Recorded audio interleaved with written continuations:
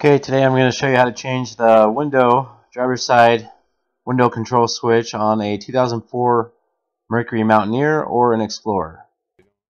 Okay, we're going to start by popping off this panel here. What you want to do is kind of pull away from the window, kind of pull up and away from the window, and it should pop off. It's just kind of clipped in place there.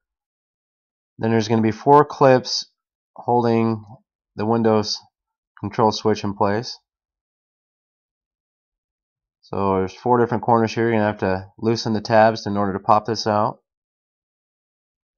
Pretty simple. Now we're going to undo the wire harnesses from the switch. So there's 2 different wire harnesses to unplug.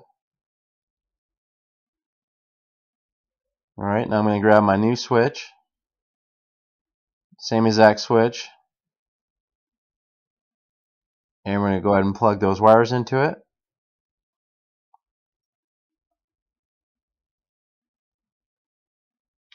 And then snap it back into the housing here.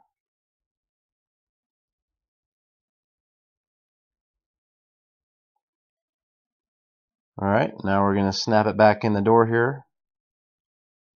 You might have to tuck those wires in place so it'll tuck down in there. You got to push the wires down a little bit farther here. Alright, now we're just going to snap it back in place. And we're going to test it. So before I couldn't get the driver's window to roll up because of this switch. Now I'll go ahead and start the car up and test it out here. Alright, thanks for watching. This is Cliff with C.L.S. All-in-One. Please subscribe if you have any questions. Just ask.